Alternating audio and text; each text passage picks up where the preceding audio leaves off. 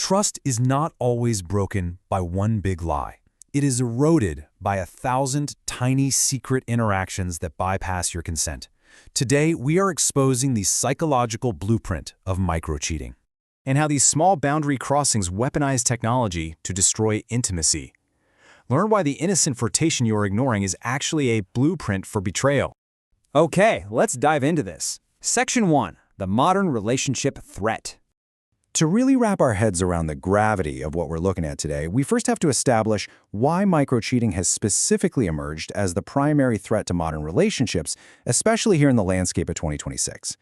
Historically, traditional infidelity required immense effort, right? And it carried a massive degree of risk that naturally kind of limited how often it actually happened. You had to physically go somewhere, coordinate schedules, and risk complete exposure. But our modern digital reality has completely upended that dynamic. Digital connection has removed almost all of the friction. Now a person can maintain a completely parallel emotional life entirely through a screen, completely in private, without ever physically leaving the room their partner is sitting in. The threat to relationships today is rarely just a single dramatic affair. Instead, it is a frictionless accumulation of small, private validations happening right in plain sight, hidden safely behind a piece of glass that nobody else is allowed to see. Section 2. The dopamine reward loop. We need to shift gears for a moment and examine the hard science beneath this behavior, because this isn't just about careless habits, it is fundamentally about neurochemistry. Here is the defining neurological mechanism we must understand. Every single like on an ex's photo at 2 in the morning, every flirty comment exchanged, every message from someone who finds you interesting, it produces a genuine, measurable dopamine response in the brain. What the science tells us, objectively, is that this specific neurological response does not require physical contact, nor does it require deep or genuine emotional investment to occur. The human brain simply registers attention from a novel source as rewarding, completely regardless of whether anything meaningful actually exists behind it. And this is precisely why these interactions feel so utterly harmless to the person engaging in them. There is no dramatic emotional experience attached for them. It functions merely as a quiet, repeated, low-level reward. Let's move to and see how this builds into a powerful behavioral pattern. The cycle we're looking at is entirely self-reinforcing. First, the novel validation is received. Second, the brain delivers that low-level dopamine hit. And third, it triggers repeated seeking behavior. Over time, this reward accumulates.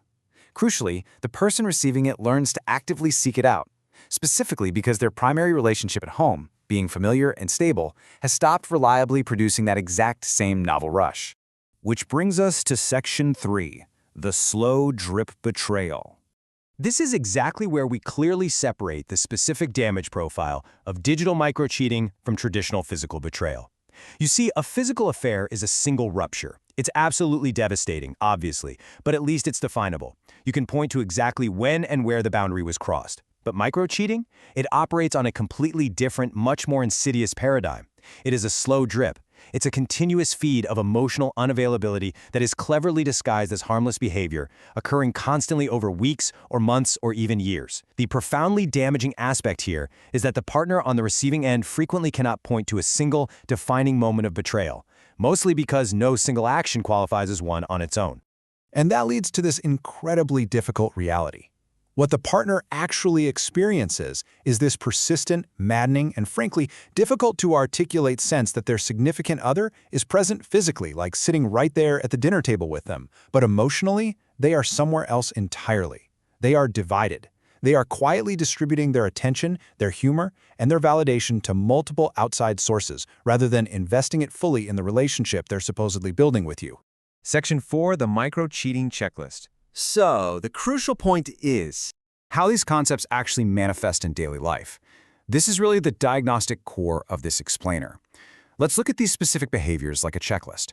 Maintaining an emotionally intimate friendship with someone they would literally never introduce to their partner, or keeping a conversation thread active specifically for the feeling of validation it produces. How about deleting messages, not because anything explicitly sexual is said, but because the awkward context of why the conversation was happening at all would require way too much explanation.